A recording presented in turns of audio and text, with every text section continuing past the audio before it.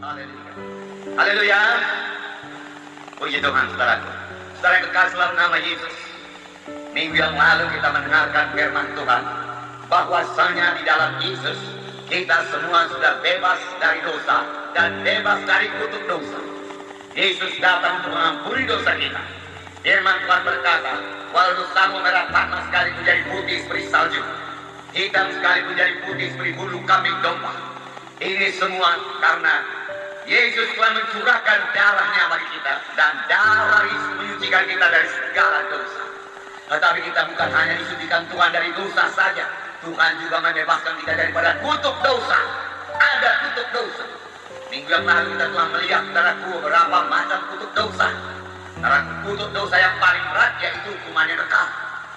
Sebab itu firman Tuhan berkata sekarang tidak ada lagi hukuman bagi orang yang di dalam Kristus Yesus, yang tidak berjalan dalam daging tapi berjalan dalam roh. Tidak ada hukuman, tidak masuk dalam hukuman, tidak masuk dalam neraka. Adakah saudara bersuka cita kita tidak masuk dalam hukuman yang kekal? Amin. Amin. Saya bersuka cita, saudaraku. Neraka tidak berkuasa atas saya, tetapi Tuhan bukannya menyediakan saudaraku surga saja bagi kita. Selama kita di dunia ini, Tuhan membebaskan kita daripada penyakit. Kalau berkata anak-anak Tuhan bisa bebas daripada penyakit, benar. Berlihat pelayanan Tuhan Yesus selama dia di bumi, dia menyembuhkan penyakit, dia menyembuhkan penyakit, dia menyembuhkan penyakit. Tuhan juga membebaskan kita daripada kutuk kemiskinan. Mari bangun, mari kenal Yesus, saudara. Mari mohon dalam sungguh-sungguh kepada Tuhan. Mari hidupkan firman Tuhan tersebut dalam hati saudara. Ya, firman Tuhan tersebut begitu berkuasa dalam hidup saudara, begitu menundukkan saudara, sehingga saudara keluarkan dari mulut saudara, lalu ucapkan aku berkata, amin. Dan saudara akan menerima apa yang saudara katakan. Haleluya. Dan Tuhan juga membebaskan kita daripada kutuk dosa yang lain, saudaraku. Ya, sebagaimana kita dengarkan minggu yang lalu, bebas daripada penyakit, bebas daripada kemandulan, saudaraku. Mati muda bukan menjadi bagian kita. Dan firman Tuhan berkata, aku memuaskan kamu dengan umur yang panjang, umur yang tinggi. Haleluya. Saudara terkasih dalam nama Yesus, saya sambung firman Tuhan pada hari ini. Ini semua terjadi saudaraku. Kita boleh hidup yang berkemenangan karena Yesus di dalam kita, Yesus dalam saudara, Yesus dalam saya. Itu sebabnya kita semua lebih daripada pemenang-pemenang. Memang dari mula Tuhan mengendaki dalam kita ini lebih daripada pemenang-pemenang. Tuhan menciptakan manusia itu untuk menang, bukan untuk kalah. Tuhan menciptakan manusia untuk menguasai bumi ini dan segenap isinya, bukan supaya dikuasai dunia ini. Kita yang menguasai. Kita lah umat pemenang. Saudara lah umat pemenang. Karena Yesus dalam saudara, karena Roh Kudus dalam saudara, karena Yesus dalam saudara, karena Roh Kudus dalam saudara. Roh Kudus berkuasa, Yesus berkuasa, yaitu membawa saudara kepada kemenangan. Sebenarnya kita tidak bisa dikalahkan. Roma 8 ayat 37 berkata, saya membacakan sebentar kepada saudara. Roma 8 ayat 37. Di sini dikatakan, tetapi dalam semuanya itu kita lebih daripada orang-orang yang menang, karena Dia telah mengasihi kita. Kita lebih daripada orang-orang yang menang. Menang saja sudah syukur, tetapi Tuhan menjanjikan kepada anak-anaknya lebih daripada pemenang-pemenang. Ini berlaku bagi setiap anak-anak Tuhan. Dan ini terjadi karena saya tidak sendiri, saudara tidak sendiri. Di dalam saudara ada Yesus yang tidak bisa dikalahkan. Di dalam saudara ada Roh Kudus yang tidak bisa dikalahkan. Karena Roh Kudus berkuasa. Itulah kekristenan yang benar, saudara. Yesus berdiam dalam saudara. Yesus tinggal dalam saudara. Saudara menjadi rumah Roh Kudus. Ada saudara menyadari sungguh-sungguh Yesus dalam saudara. Yesus dalam saudara. Amin, saudara. Yesus tinggal dalam saudara. Saudara lebih daripada pemenang-pemenang. Dalam 1 Korintus 3 ayat 16, saya membacakan kepada saudara.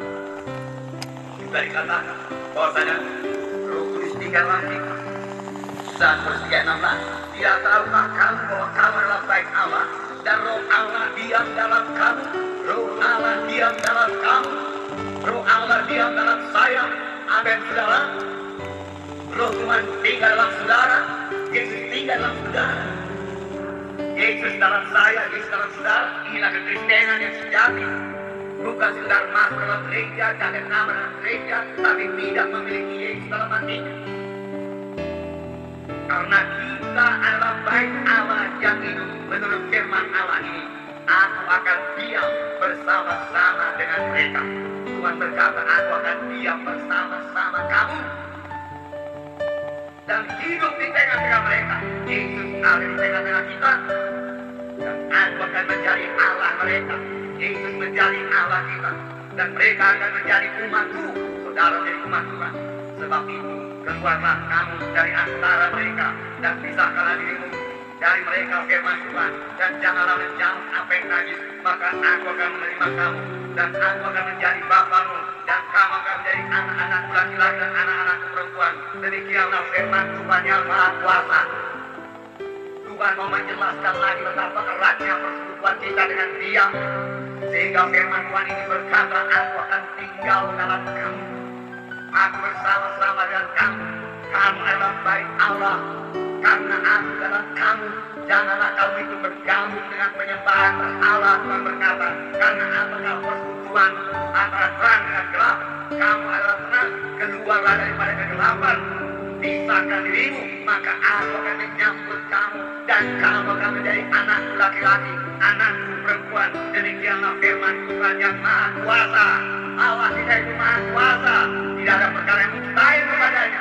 Itu sebabnya saudaraku, kita bersuka-cita, kita bersyukur. Amin saudara. Haleluya.